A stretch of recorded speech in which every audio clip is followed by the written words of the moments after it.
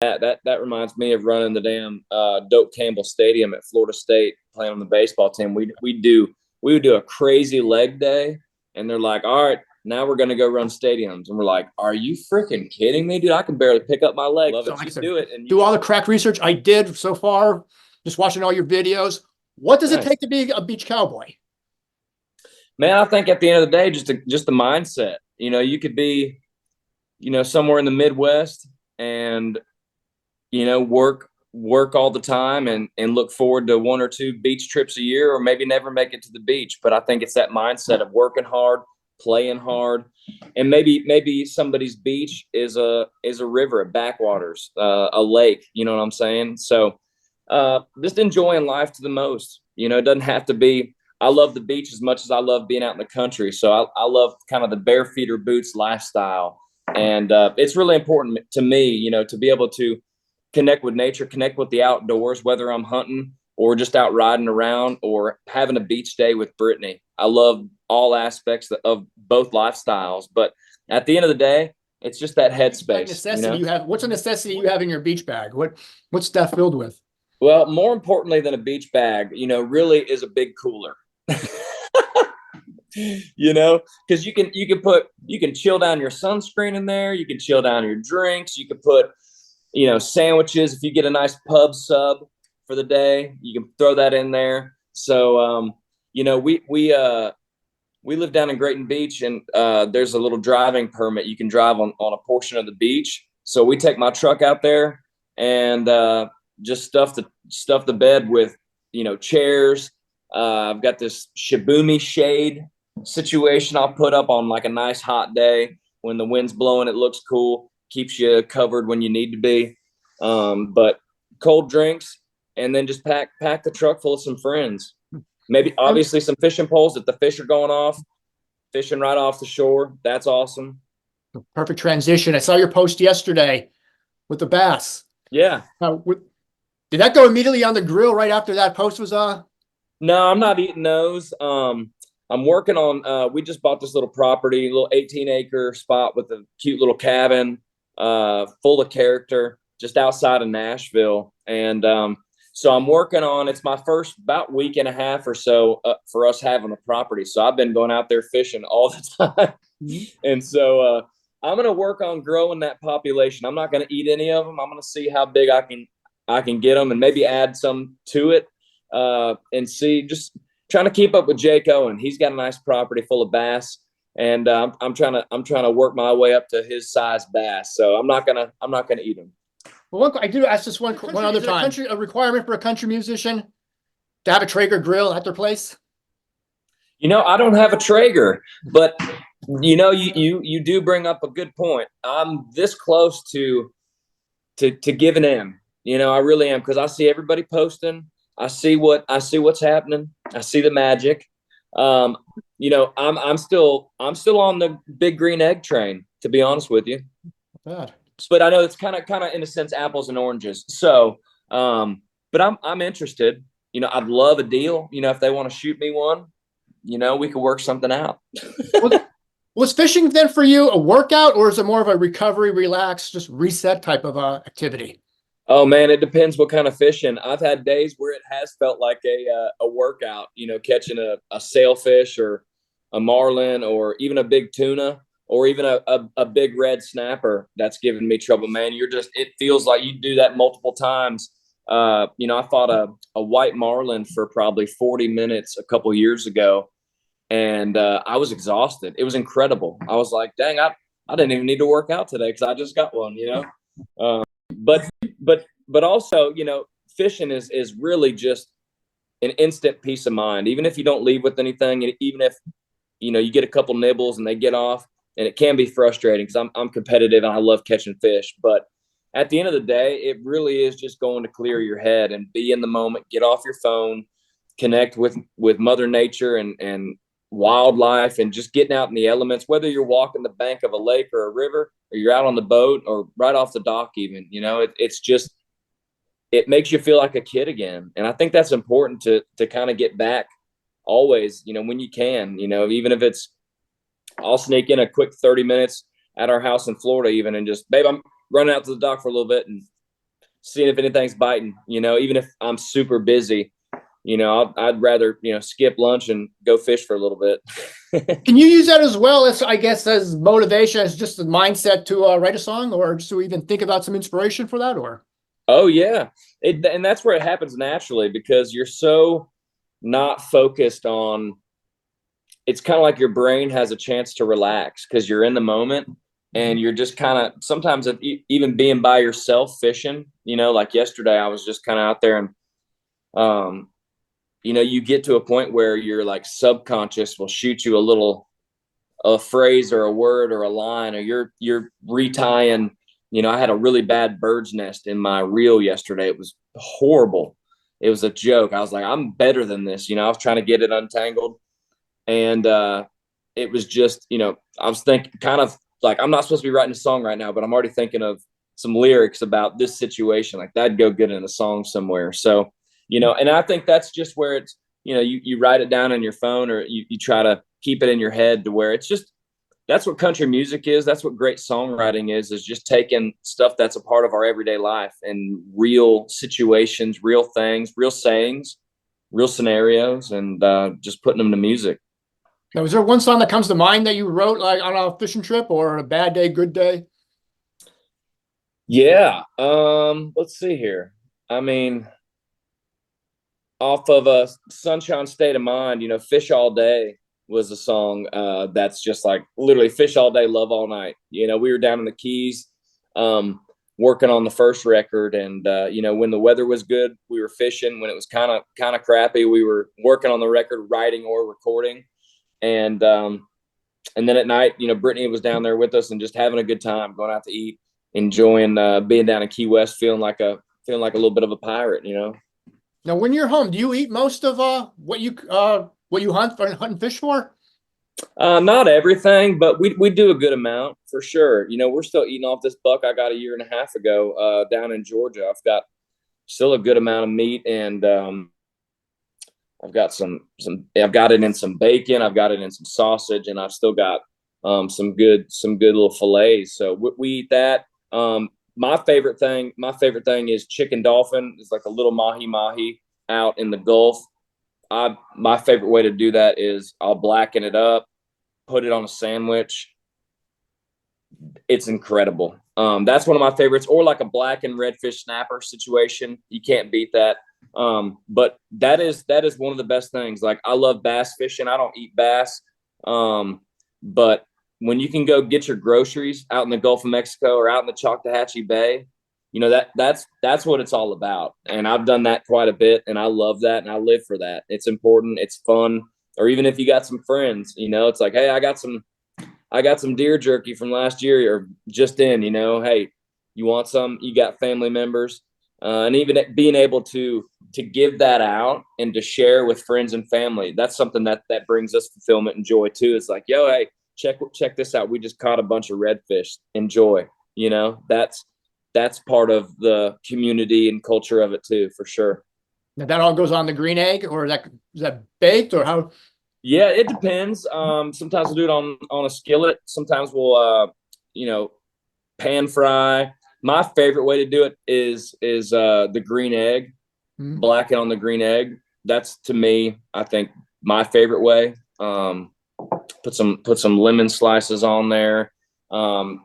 Sometimes I'll do it directly on there, or sometimes I've done it in tinfoil, which is pretty incredible as well. Sure. So it just depends on like what mood we're in or what sides we're putting with it. Who does most of the cooking, you or Brittany? Brittany leads the way, man. She's a hell of a cook. I mean, I definitely do my share of grilling, and we enjoy doing it together. I'm a great sous chef when need be, but I love her creations, man. She's got a little foodie thing going on inside of her, and she can take me to Flavor Town, and I love it. I do. Nice. You guys that's a Guy Fieri reference, isn't it? Sure is. It took me a minute. Do you guys follow like a regular diet or any type of, I would say, strict diet, or you just whatever? Not too strict. We're both very conscious, and we're both big foodies, and we definitely probably have a little bit of a sweet tooth, but we try to we try to, I mean, I don't know if it's 80-20 or 70-30. But we obviously try to stay active, and sometimes that looks so different depending on schedule. Some days it's a hike, some days it's a Peloton workout, whether that's the bike or a guided workout with weights. Some days it's she's got a video thing we do that's like a hybrid Pilates stretching yoga situation that's really, really nice. And then some days, some days it's the gym show day, being more on the road. I like being in the gym. I like going old school. I feel like I'm in high school football weight class. It takes me back, and I put my headphones in. I turn into a different human. That's fun. But, we like to reward ourselves, and work hard and play hard, but be mindful, some days I like to eat a big breakfast, and some days I'll try to fast through it and eat a late lunch, or a light late lunch, and then a big dinner early. And then, she'll be, I'm more of a dessert guy probably than her. I'm like, I could do it every night, like cookies and milk every night. I could, if I was able to. Trust me. But no, we try to, I love, the juice shots in the morning. I try to take care of myself and try to be balanced, or a little more than balanced, but also, I think you got to enjoy the little things in life. You got to treat yourself. It's not about being overindulgent and going crazy and feeling terrible about it, and, doing that whole dance. And I know we've all probably been there, but, I think the goal in life really is, especially where we're at in life, I'm 38, just trying to feel good, physically, mentally, spiritually, and just be able to maximize doing what we love, which is working, writing songs, touring, entertaining, being around people, throwing parties, creating businesses, and being very active, and so you want to feel good. And so we try to manage that. We work hard at it. She's great. I'm grateful I married her, because she's a trooper. She's like, you better get up here and work out with me. Like, yep. Well, how does that work? How does the workouts work for you guys? You guys work as a couple? You guys do the same routine most of the time? Yeah, a lot of times we gotten a really good routine of going upstairs and turning on the Peloton on the TV. And we've got a little weights set up upstairs in our little gym, and we'll get after it together and do the same thing. We found a couple good instructors that are incredible, that we like, that push us. And so that's been really fun. And then days where we go to a gym, maybe in a different town on the road, we'll both kind of split up, put our headphones in. She'll either do a guided workout on her phone. She'll follow that. Mm-hmm. I like to go rogue, and just, if I see a machine or I see a open, bench, and I try to chug a energy drink and just go crazy and get a good sweat, get a pump on it, and just try to beat myself up a little bit. I saw on YouTube, I guess a couple months ago, you guys did a love advice, a day of love advice column. Do you have any advice columns for a couples training together? Couples training together. Let's see here.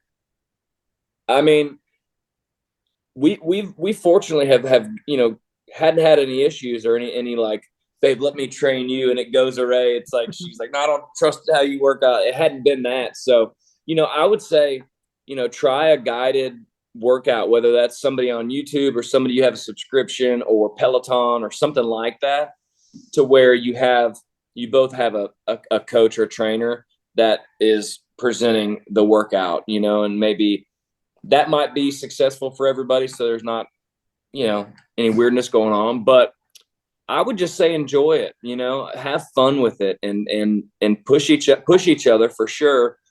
But we love spending time together. We love working together, and it's just another, depending on the day, 30, 45 minutes, hour that we get to spend with each other. Mm-hmm. And it's cool to look over and see her working hard, to hear her breathing, to know that she's putting in the work right next to me. That's enjoyable, and that pushes me. And I think it definitely brings us closer. So I just would say enjoy the process, and when you're married or you're in a serious relationship, that's your partner, and that's your teammate. And so to know that, we're going to bat for each other in this workout, only solidifies like what we're going to continue to go to bat for in the real world. Right. And so I think it's really important. It's definitely strengthened our relationship. And, you know, there's countless days where, you know, where I'm like, babe, I'd rather just go for a walk, you know, and she's like, let's get it. We're on a roll, you know, it's legs day or whatever. And I'm like, all right, you're right. And I got to get in that headspace. So she really pushes me. It's a beautiful thing. It really is. So I would just say, have fun with it and switch it up. It doesn't have to be every day inside. I think we know we've done workouts outside. We've opened the doors up and you can still see the TV or even an iPad some days, depending if we're on vacation or on the road. And some days, like I said, some days it's a hike. Have fun. If you're whooped or just like, I need to get outside, it's a beautiful day, go on a solid hike and maybe run a couple of the, you know, intervals to get your blood going, your heart rate up a little bit more. Bring the dogs even. That's fun too. No, are you still at your baseball playing weight or how close? Right now, you know, I hadn't been on a scale. You know, I'm probably not far off. I mean, probably somewhat close. I mean, I probably have a little bit more. My legs would probably be a little bit bigger if I was playing, and probably my tail end would be a little firmer. I would say, but yeah, probably close. How do you maintain that after all these years? Do you have same routine as back then, or is it just evolved? No, I was running a lot more then, and I was definitely squatting, you know, lower body a lot harder. You know, we were pushing a lot of weight back up, and I always enjoyed squatting. I hated it, but I enjoyed it because I was pretty decent at it. But yeah, it's definitely different. You know, I'm more focused on flexibility, making sure my heart rate's up, not necessarily trying to bulk too much. I mean, there's days where, you know, I feel like I'm trying to bulk up, but really it's about longevity and trying to feel good. And really at the end of the day is like the cardio side of what I do and being on stage and singing and being able to run around and control your breath. I mean, that is the number one priority for me, is like training for that, because it's not easy singing and running around and getting excited. Your adrenaline's up, and to be able to, you know, go through your diaphragm and be able to connect the pieces of your chords and your breath and just all of that. It's a lot at the level that we do it. And the show that I want to produce and give off. And so you want to be in control. And so making sure that cardio is intact, you know, is obviously important, because breath is everything in singing. That's exactly what it is. Do you have to do any type of routines for that? Any type of meditation practice? You know, I've done some Wim Hof breathing stuff. I have the app. I did that quite a bit over the past 2 years. I think that's great. Ice baths or cold plunges have definitely helped with that. That'll take your breath away. You have to find your breath when you get in that really cold water. But yeah, definitely some good breath work. And I just try to really hyper focus when I'm working out or we're doing cardio, to really just focus on my breathing. And then, you know, back in the day, you know, I would run a little bit, and this is a Mick Jagger thing. I probably should get back on this train because he's still doing it, and he's been around forever, crushing it nonstop, still does. But I'm pretty sure he sings like his whole set, like running or walking on a treadmill to get ready for tour at the same time. So I'm open to it. That might need to happen, you know? It's proven to work. So, hey, why doubt it? Yeah. But with that though, when you say there's all the stress, all the tension of going back and forth on stage, performing, and just keeping your breath, how hard is it then to remember the lyrics for every song? You know, I'm pretty good about it. I hadn't had too much of an issue. You can get a little lost, you know, if you know, there's been times where you're trying to take a selfie or shake a hand or throw a pick and you're still trying to sing, you know. But That's pretty rare. I don't want to jinx myself and put myself next time I'm out, I'm worried about remembering lyrics. But there's been times where like a new song, like brand new, unreleased, like hot off the press, I definitely have fallen short a time or two. This is a couple of years ago. I was doing a little intimate concert down at our surf shop in Florida in the backyard, and I had just written this song, and I totally bombed on the second verse. I could not remember it at all. I had to get my phone out, amateur hour, and try to remember the lyrics. But you know what? At the end of the day, the crowd and the fans that were there loved it, and they're like, "Man, that's awesome! This is cool to see that. You know, you don't have anything up your sleeve. Like, this is a real moment." And I think that's important because I'm just a real dude, anyways. You know, and so it was cool for them to see that, and also, it also kind of took it off of me to be like, keep trying things.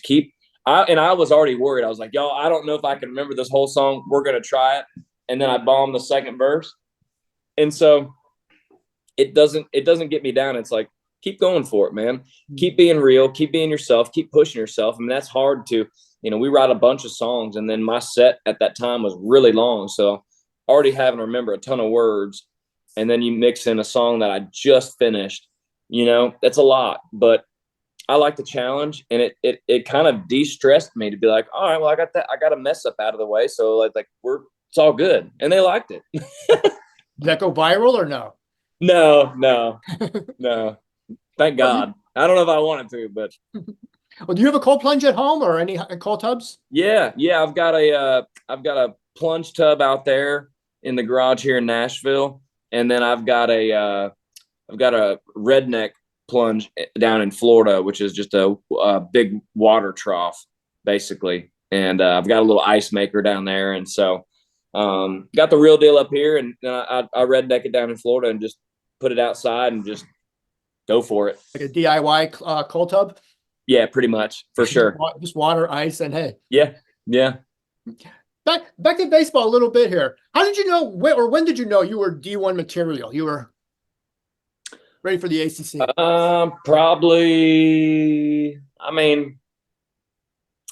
Probably sophomore year of high school, I had a great year, and probably then for sure. It was all really coming together. Sophomore year, pretty quick. Kind of came out of nowhere, but just was really, really able to connect the dots on my mechanics and my pitches, and just my approach to my game really started clicking. And then I was getting opportunities early on in the season, because we still had an older team even my sophomore year, but the opportunities that I was given early, I'd come in and was crushing them. And so then I became one of the top pitchers as a sophomore, so probably sophomore year it was really coming together. I was a left-handed pitcher, and 3-pitch pitcher. My changeup wasn't as good in high school as it got to be when I was in college. Changed my grip once I got to Florida State. Coach Jamie Shute taught me this crazy circle change grip that was different than what I was using. It took me a while to get it comfortable, but once I did, I took it with me the rest of my college career, at Daytona State, and then even at Belmont. Ended up being maybe my best pitch, honestly. Well, when you're doing that, when did music finally come into play? Yeah, so I started playing guitar in high school, and I was redshirted my freshman year at Florida State, and so I didn't get to travel with the team when they'd go out of town, and so that left me quite a bit of time to to sulk in my apartment room and write songs about it, and so. I just made the most of that time. I wasn't out partying. I was in my room, locked in there, writing songs. And I had this little recording program my roommate had given me on my old Dell computer, trying to figure out in this little fake drum machine how to record even just like a little sample of something. But I was really just, working on songs. And during, starting freshman year, I was definitely writing lyrics and writing songs during some classes, like 100%. Like it was just, I could hear the melody, and I could write down the words, and I was just writing song after song. And yeah, I was just I loved it as much as I was excited about, going to practice or pitching in a game. I was as excited about, man, I can't wait to write another song. I can't wait to, hopefully I'll get another good idea, and I can't wait to go write that. Or I can't wait to, early on freshman year, I think it was, even I was playing in the First Baptist College church band, just playing acoustic, not even singing at that point, in like publicly, but just was enjoying being a part of the community. I loved that music. And then I just wanted to be involved, learning some extra chops from, some other band members. It was a really cool way in. It was a natural way in for me to be involved in something that I could grow, I could learn in. And also it was a cool way to be a part of a great church. And it was just awesome, man. That's kind of how I got my start was, First Baptist Tallahassee, playing in that band. And then, I was there one more year at Florida State. Then I transferred to Daytona State and had a little kind of a Christian rock band. We had put out 5 songs to some friends, had like some CDs and stuff. We were called Unseen Company. And then I also had, right before that, I had like a little solo EP too. And so, when I left Daytona State, I knew I wanted to continue to play baseball, and I also wanted to chase songwriting. And so Nashville was the obvious choice. And the only reason I knew about Belmont is because my dad went there way back in the day. And so I was living at home the summer before I moved to Belmont, and we were getting these at my mom and dad's house. We were getting these Belmont newsletters, and it was like, great baseball program. It said songwriting degree and music classes. I was like putting it together in my head. I was like, because I was getting some other, probably better offers for baseball. I was, because I had a good summer in the summer Wood Bat League, and maybe even a little bit better scholarship options. But I kind of saw the opportunity. I was like, well, if I could go play baseball in Nashville at Belmont, where they have songwriting degrees and, entertainment industry classes and publishing and all these things, I was like, I could do 2 birds, 1 stone, and probably just stay there. If, I didn't know if I was ever going to get drafted at that point. I had moved around colleges. It hadn't gone exactly like I thought. And so it ended up being the best decision, man. It was like definitely a God thing. I got accepted the week before school started. We found like the last on-campus little apartment with a random roommate who ended up being great. Mm-hmm.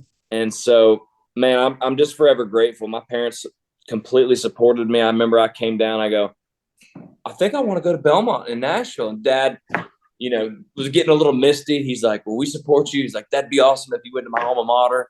And so the rest is history. But when you come to that crossroads, when it's baseball or music, like what goes into that? What goes into the decision-making process where now it's the time where I've got to choose one over the other? Well, to be honest, that decision was definitely made for me. I didn't get drafted after my senior year. And I told myself if I was the last choice in the draft, I will go give that a year or two, give me a bus ticket, and I'll go try. Like that was going to be my sign. I was like, I'll definitely go do that. I don't care if I'm the last pick. I will go at least give it a shot.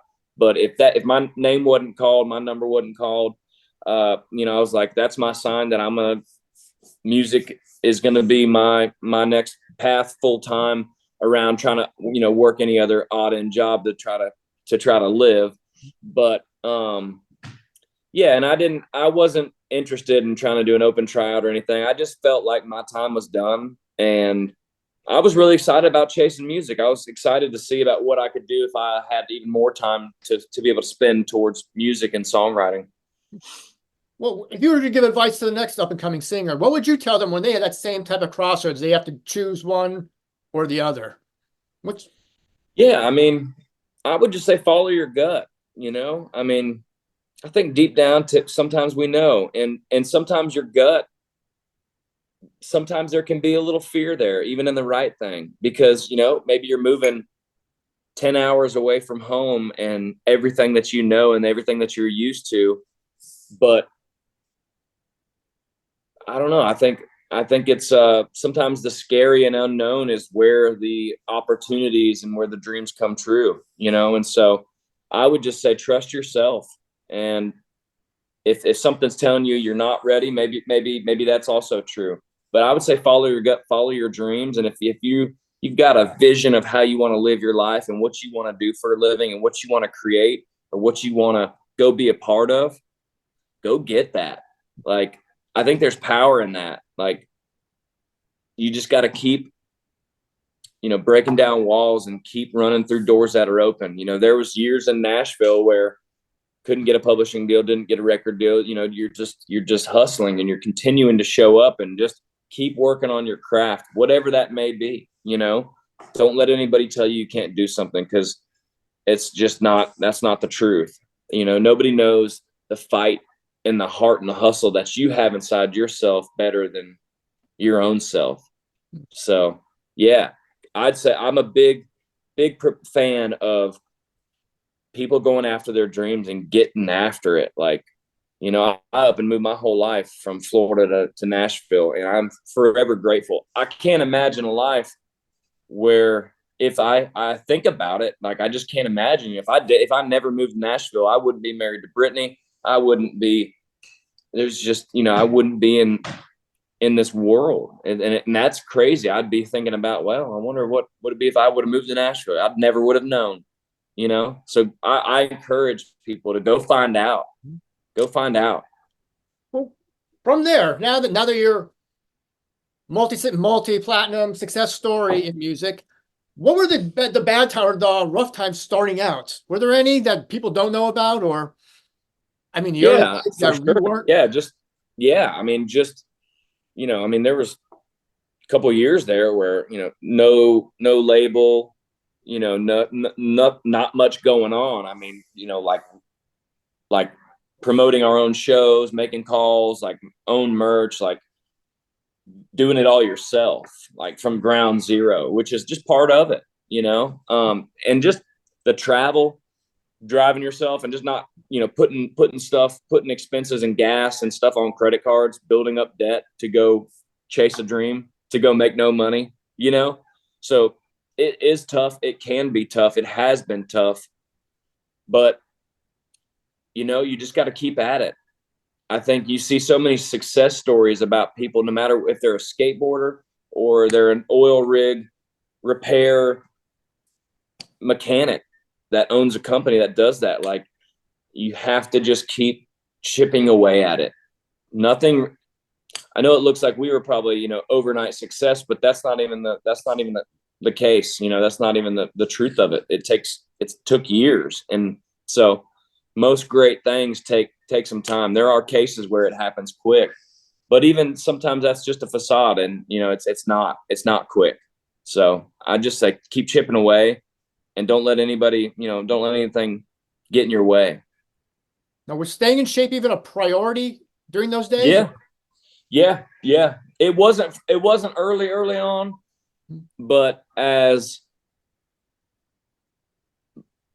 it was. It just, the flip switched. It was like, we can't operate, staying out all night, trying to sign autographs and make fans and have some drinks and get up early the next morning, drive for 8 to 10 hours, and then do the same thing, like when there's almost no time to even do it. So, it became a focus on trying to eat a little healthier, trying to get a little better sleep, trying to just really carve out time to at least go for a run or do some push-ups right by at the time being in a van even. So, and then with along the way, after you're chipping away, you're starting to see some results of a little bit of success, or there's a light at the end of the tunnel. There's some open door opportunities, and things start changing. And then it's like, okay, what we're doing is working on all aspects, body, mental, career, results.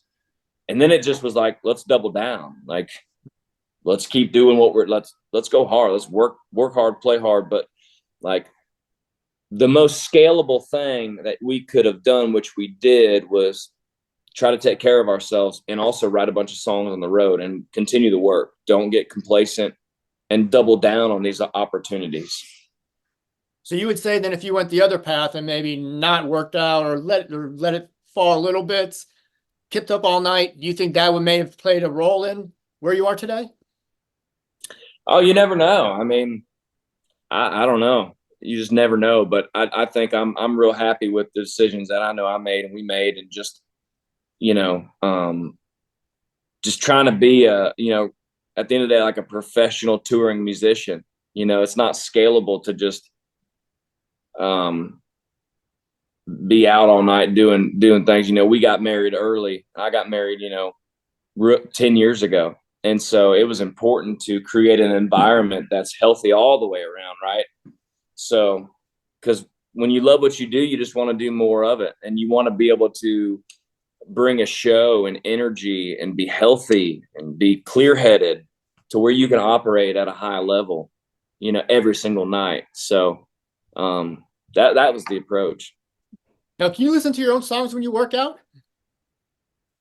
Yeah, for sure.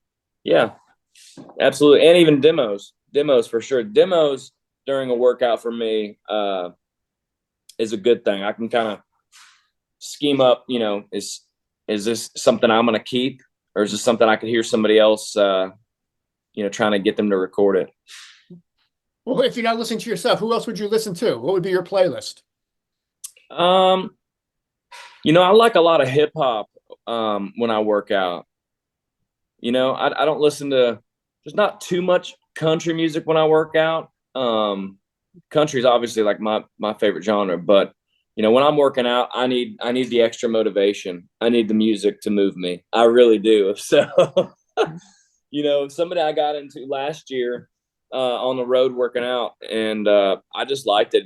It just gets me out of my head and just puts me in another world. And I really enjoyed it. Was Moneybagg Yo. I just blast it and just don't think about anything else and just kind of get out of my own way, What do you have at your home gym?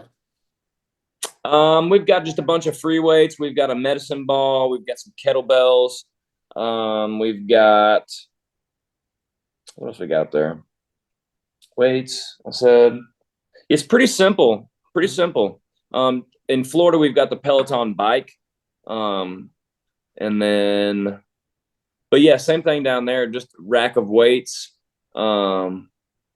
It's pretty simple, man. I mean, it's nothing too crazy, but good enough to get a good sweat, a good pump, and get the heart rate up, and try to also, build a little bit of muscle, but also remain flexible.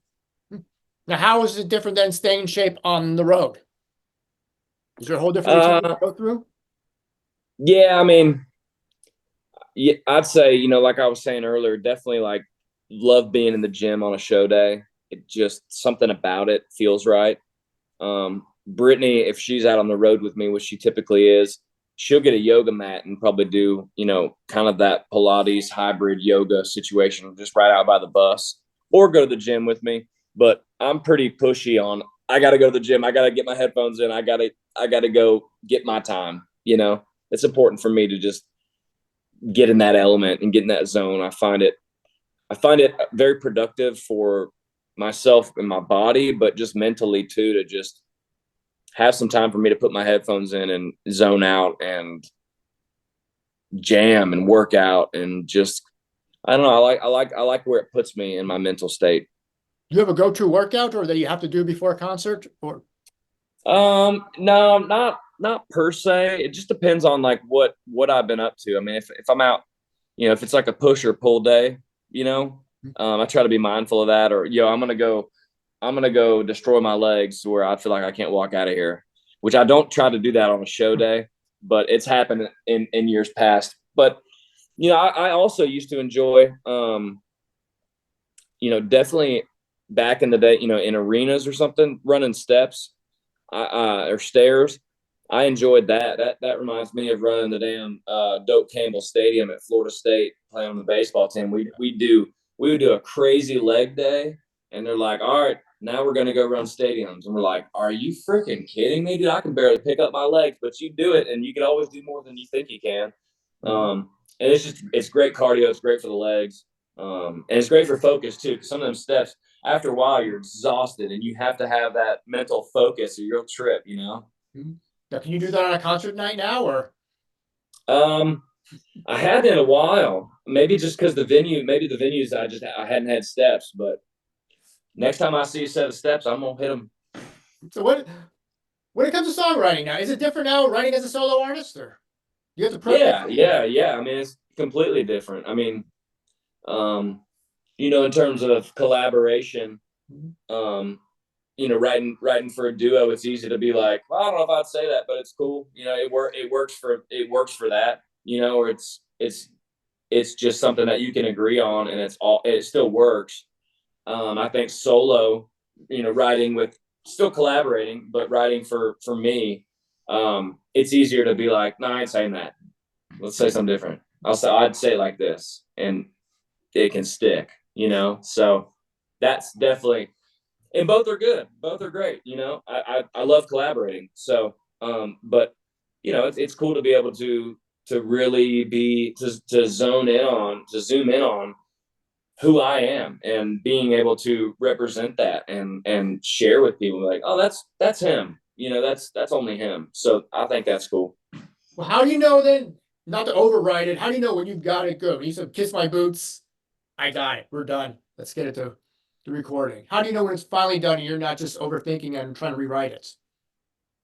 It's a good question. Sometimes some days, just because the way the session goes, it can be a little bit longer. And you kind of know. And then some days you're like, I might rewrite this second verse, or this, part of this chorus needs a little edit.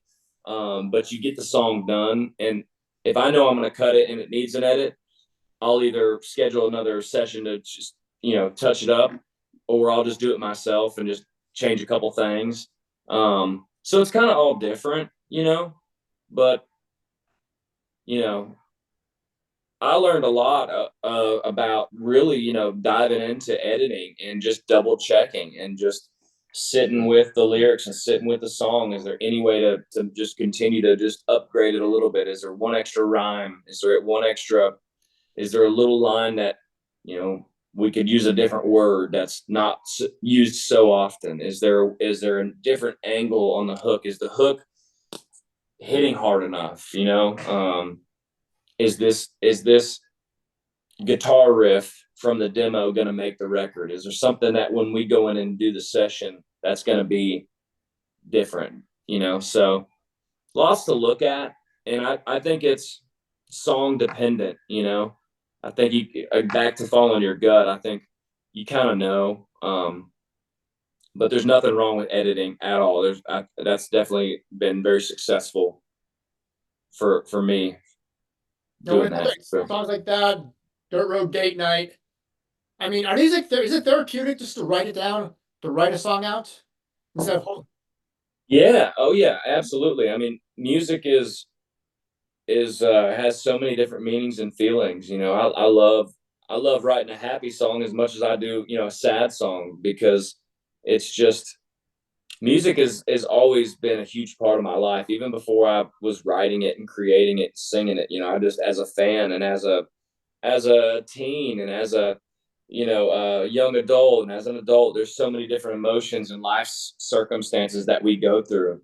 And so music has always been there for me. Being able to write, get it out, whether it's happy, sad, or somewhere in between, or a party song even.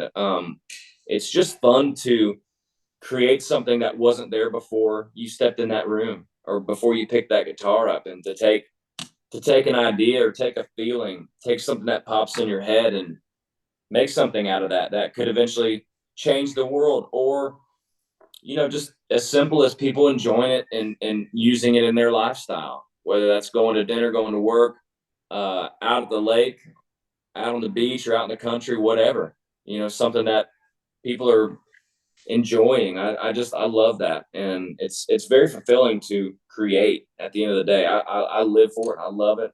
And you just never know what you're going to get. It's kind of like fishing. Some days you know exactly what you're going to write. You have that title.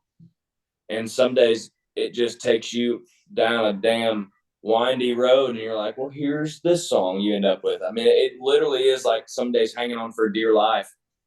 And that's the fun part, you know. It's nothing's necessarily guaranteed. You stepping into these rooms collaborating, you try to go with an open mind, and you try to read the room, you try to get the most out of who's in the room, you try to be patient for, you know, authenticity to come through, and real conversations about, hey, what are you going through, and you heard anything funny lately, what's resonating with you, and being able to walk in and say, man, I'm just pissed today, let's write a song about whatever, you know. So it's real life, and it's fun. I love it. Is there any song that stands out for you that you're like, well, I didn't expect that to come out and work so well? That felt pretty good.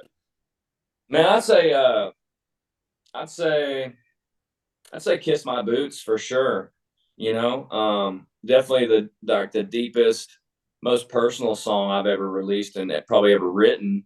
And you know, it was important for me to show that side, that I'm a real human, and that I have had struggles in my life and issues in relationships, and I think it's a universal message of somebody being betrayed and somebody, you know, not being treated well. And so it was important for me to show that side and relatability and say, hey, I'm no different than y'all. I've been through things that are hard to deal with too. Like, and so that's what that song is about.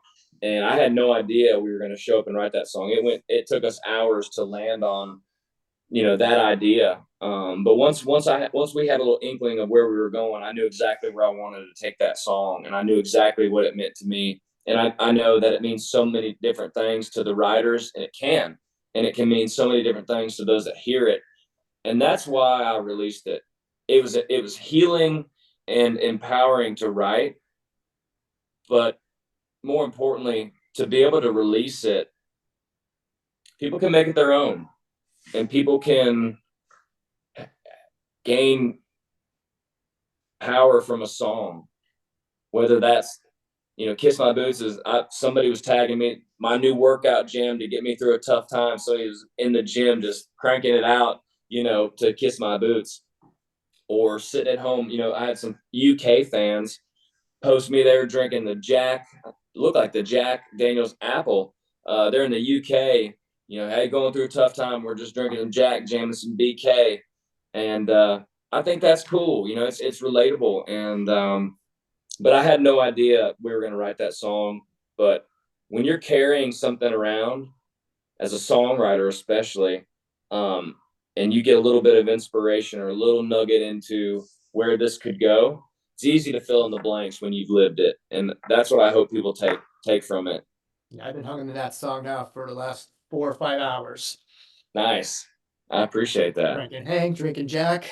There you go. I'll get the rest of the lyrics later, but yeah, every week I'll know it by heart. I can sing it.